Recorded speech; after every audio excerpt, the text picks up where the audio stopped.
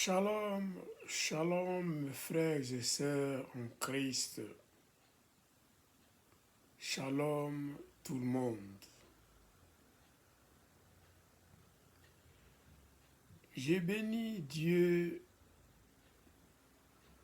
de m'avoir encore accordé sa grâce, le souffle de vie et de me présenter devant vous pour proclamer sa bonne nouvelle.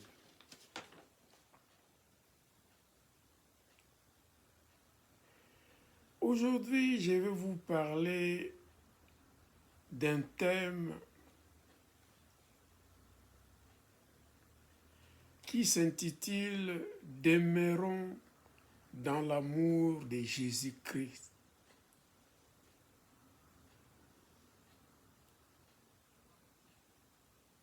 Souvent, nous tergiversons. Souvent, nous regardons à gauche, à droite, en arrière. Et nous ignorons que l'amour de Dieu est devant nous. L'amour de Dieu est en nous et au-dedans de nous.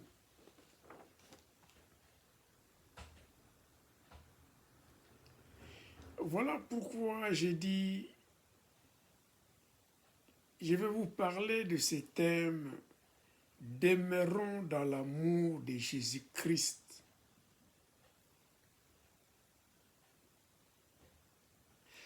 Qui nous séparera de l'amour de Christ?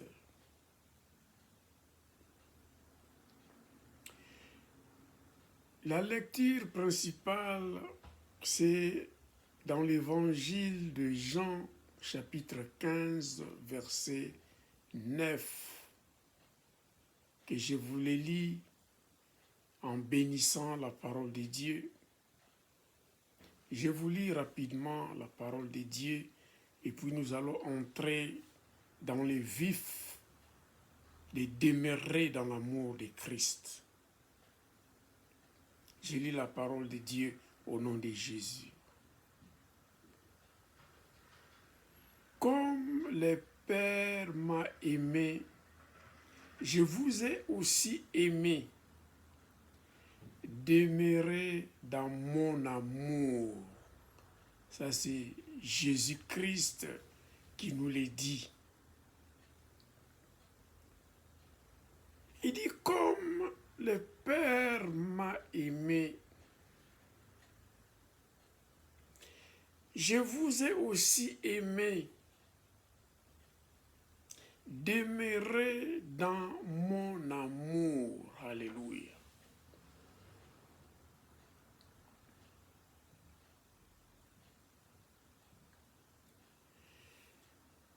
Ici, le verbe demeurer est très important dans le royaume de Dieu.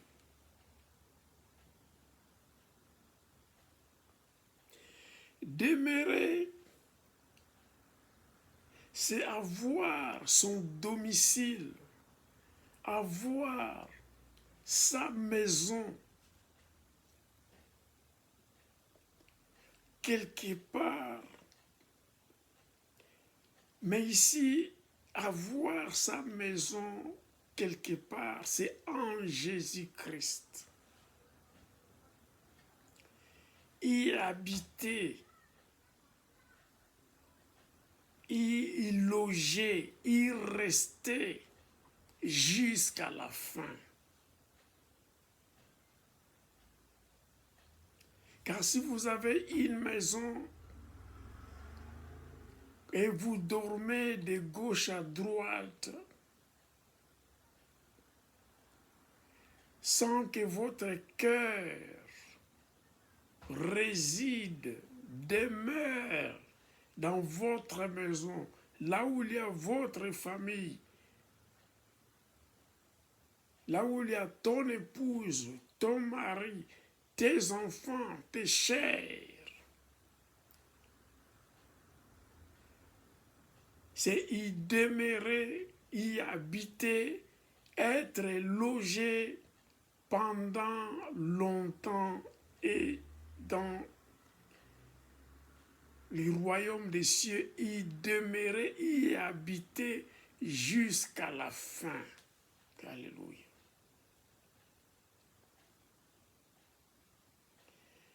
Voilà pourquoi Jésus, il nous dit, c'est toujours dans le même évangile de Jean, dans le chapitre 15, le verset 7, il nous dit, si vous demeurez en moi et que mes paroles demeurent en vous, demandez ce que vous voudrez et cela vous sera accordé. Ici, Jésus-Christ lui-même, il vous donne la clé. Comment recevoir quelque chose selon la volonté de Dieu.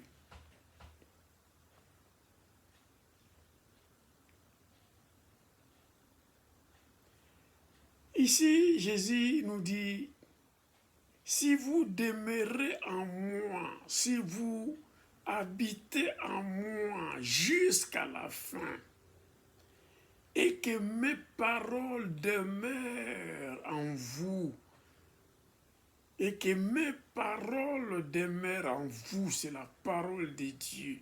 Vous marchez selon l'Esprit de Dieu. Vous avez la révélation de la parole de Dieu. Et si cela demeure en vous et vous mettez cela en pratique, la Bible déclare, c'est lui-même Jésus qui nous dit, demandez ce que vous voudrez et cela vous sera accordé. Alléluia.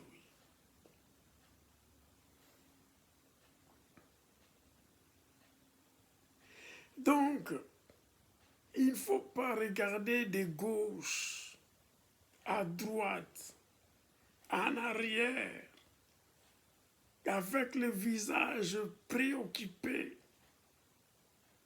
inquiet.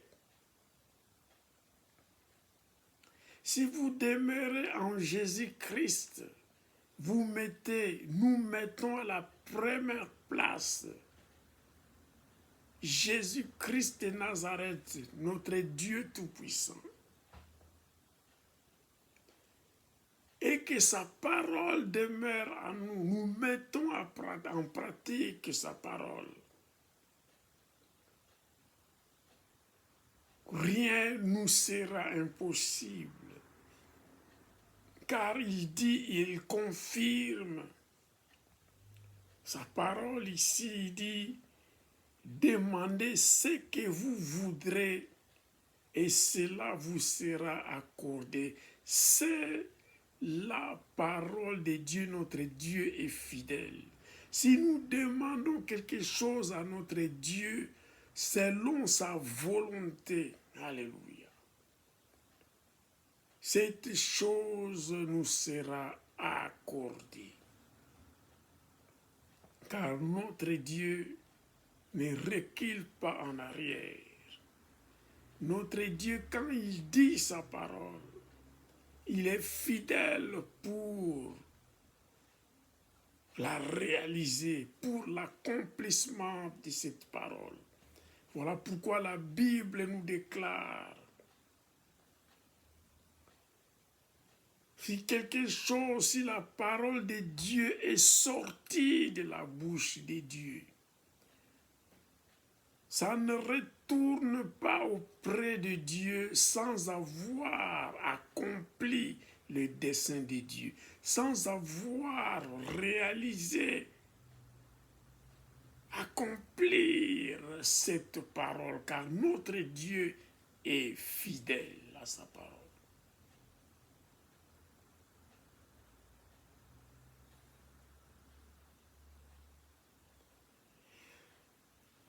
Mais c'est une marche, demeurer en Dieu, demeurer en Jésus-Christ et demeurer dans sa parole. Cela signifie nous vivons ici-bas sur terre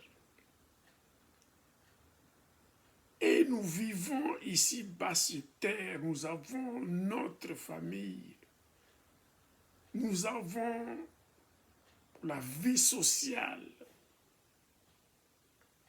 nous avons le travail, nous avons tant de choses à faire ici-bas sur terre.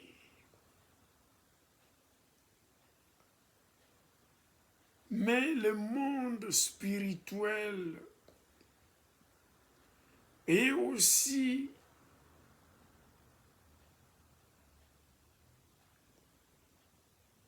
ils ne dorment pas. Ils voient ce que nous faisons durant notre marche ici-bas sur terre. L'ennemi Satan et ses démons et ses agents, et aussi ils sont là pour traquer, pour mettre des entraves à notre marche vers le salut. Il ne veut pas que nous arrivions à la destination de notre salut. Voilà pourquoi nous avons à vivre, à affronter des épreuves dans notre vie. Notre vie quotidienne est pleine d'embûches, des embuscades, des tentations, des pièges et tant d'autres. Que l'ennemi Satan et ses démons et ses agents ici-bas sur terre, ils agissent pour freiner notre marche vers le salut. Alléluia. Voilà pourquoi dans Romains chapitre 8 verset 35, la Bible déclare, l'apôtre Paul dit, « Qui nous séparera de l'amour de Christ ?» C'est la tribulation ou l'angoisse ou la persécution ou la faim ou la nudité ou les périls ou l'épée. Ça sont les armes de l'ennemi Satan et ses démons et ses agents. Nous demeurons en Christ et la parole de Dieu demeure en nous, mais nous vivons ici-bas sur terre. L'ennemi est là pour nous piéger, pour nous tenter, pour nous nuire, pour nous détruire durant notre marche vers le salut. Voilà pourquoi il y a la tribulation dans nos vies. Il y a de l'angoisse, de la maladie, la persécution, il y a la faim, la famine au monde. Il y a des calamités naturelles, il y a la nudité, par exemple, tu ne peux même pas trouver de quoi se vêtir, de quoi se nourrir. Les risques dans la vie quotidienne, où il y a même ceux qui risquent leur vie par l'épée. Il y a des bandits qui sillonnent de gauche à droite. Il y a des voleurs, des assassins qui circulent pour chercher qui égorger. Là, c'est l'œuvre de l'ennemi Satan. À travers les hommes ici-bas sur terre, à travers les démons, ces agents ici-bas sur terre également, pour empêcher, pour nous entraver, pour nous décourager de ne pas continuer la marche vers le salut, de ne pas demeurer en Jésus-Christ. Mais la Bible déclare dans la première partie, la partie A, de Romains 8 dit, c'est une question que l'apôtre Paul a posée. Qui nous séparera de l'amour de Christ? Si nous demeurons en Jésus-Christ, si sa parole demeure en nous, l'amour de Dieu est avec nous, continuera à combattre l'œuvre des ténèbres. Alléluia. L'ennemi vient pour égorger, pour tuer, pour voler. Mais notre Seigneur Jésus-Christ est venu pour détruire les œuvres des ténèbres. Alléluia.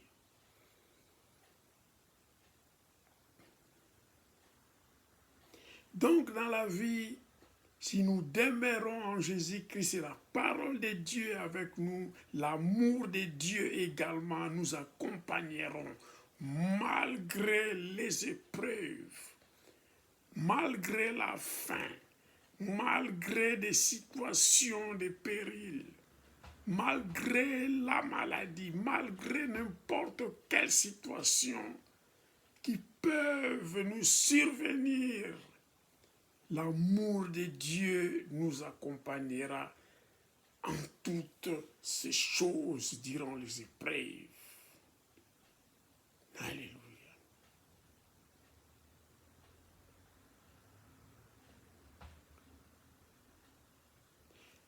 Ayons les regards fixés vers le ciel, vers Dieu. Ayons de l'espérance. Regardons vers Dieu, vers le ciel, là où nous viendra le secours, comme le psaume 121 nous le dit. Nos yeux fixés au ciel,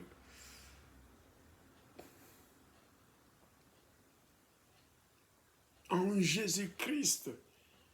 Si nous pouvons lire Éphésiens chapitre 2, du verset 4 à 6, l'Éphésiens nous dit, l'apôtre Paul, il dit, j'ai lu la parole de Dieu et nous allons continuer, je ne serai pas long aujourd'hui. La Bible déclare, mais Dieu qui est riche en miséricorde, à cause du grand amour dont il nous a aimés, nous étions morts par nos offenses, nous a rendus à la vie avec Christ.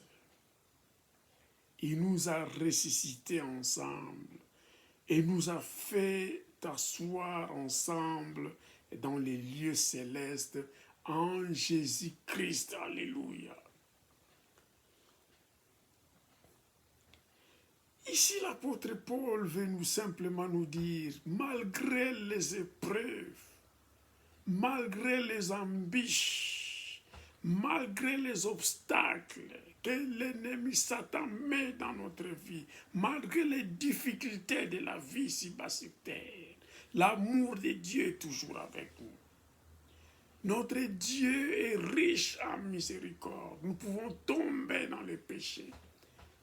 Parce que demeurer en Christ et que la parole de Dieu demeure à nous, nous sommes tentés les vaillants guerriers de Dieu. Mais nous pouvons aussi tomber par les péchés. Mais Dieu nous relève toujours car il est miséricordieux. À cause de son grand amour dont il nous a aimés.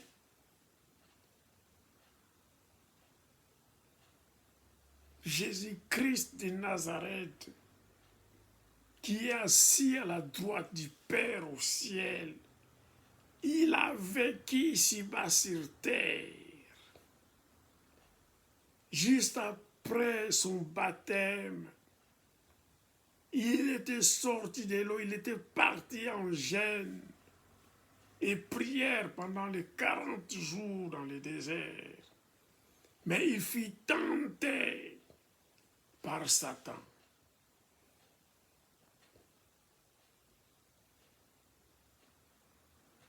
l'homme ne vivra pas de pain seulement, mais vivra de la parole qui sort de la bouche de Dieu. Voilà pourquoi demeurons en Jésus-Christ et que la parole de Dieu demeure en nous. Et l'ennemi peut nous tenter. Et c'est la parole de Dieu qui nous fera sortir victorieux de ces tentations. Alléluia. Voilà pourquoi Jésus, Satan disait la parole de Dieu. Jésus ripostait avec la parole de Dieu. Demeurons en Jésus-Christ et que la parole de Dieu demeure en nous. Alléluia. Car le Dieu qui nous a aimés, dans Éphésiens 2, chapitre 2, verset 4 jusqu'à 6, nous étions morts par nos offenses, mais Dieu nous a ressuscités. Nous a rendu la vie en Jésus-Christ. Il nous a ressuscités. Il nous a ressuscités ensemble avec Christ. Et nous a fait asseoir ensemble dans les lieux célestes en Jésus-Christ. Si nous demeurons en Jésus-Christ et que sa parole demeure à nous, soyons-en sûrs que nous demeurons ensemble dans les lieux célestes, car nous sommes connectés avec Jésus. Là où Jésus est assis à la droite du Père, nous également, nous sommes là dans les lieux célestes par le Saint-Esprit. Alléluia.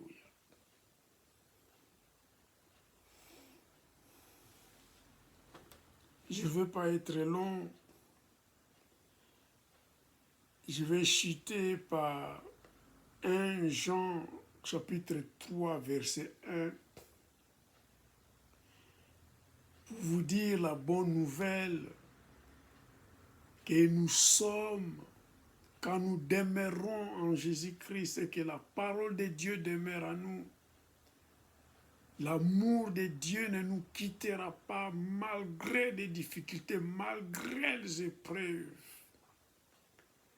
Mais quand bien même nous tomberons dans le péché, dans n'importe quelle situation, notre Dieu, par sa miséricorde, il nous pardonnera toujours.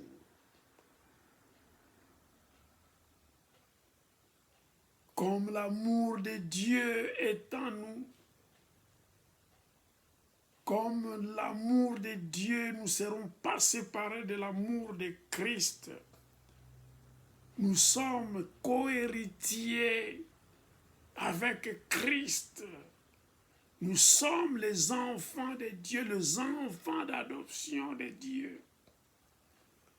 Voilà pourquoi pour citer, je vous lis 1 Jean chapitre 3, verset 1 qui nous dit « Voyez quel amour le Père nous a témoigné pour que nous soyons appelés enfants de Dieu.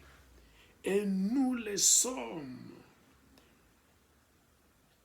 Si le monde ne nous connaît pas, c'est qu'il ne l'a pas connu. Alléluia. Si nous demeurons en Jésus-Christ et que la parole de Dieu demeure en nous, mes frères et sœurs en Christ, l'amour du Père,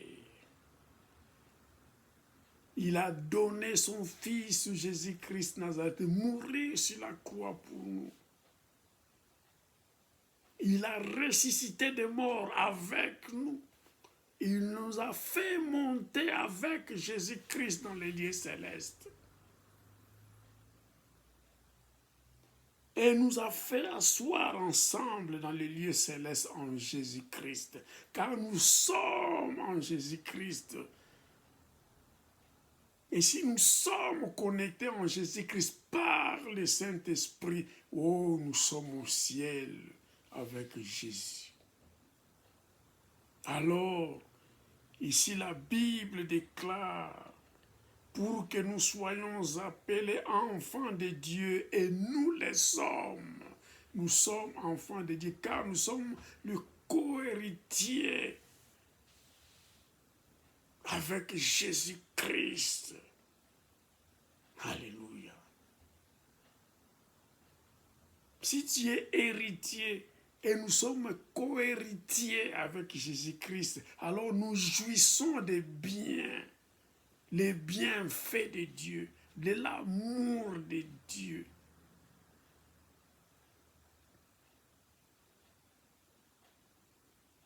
Ô bien-aimés dans le Seigneur, si nous demeurons en Jésus-Christ et que la parole de Dieu demeure en nous, tout ce que nous demanderons selon la volonté de Dieu, soyons-en sûrs que notre Dieu est fidèle à sa parole, il nous les accordera. Alléluia. Ne craignons pas, soyons courageux, demeurons en Christ et que la parole de Dieu demeure en nous. Et notre Dieu, plein de richesses, riche en miséricorde, il nous bénira par sa richesse infinie. Il nous pardonnera nos péchés, car son amour est infini. Qui nous séparera de l'amour de Christ?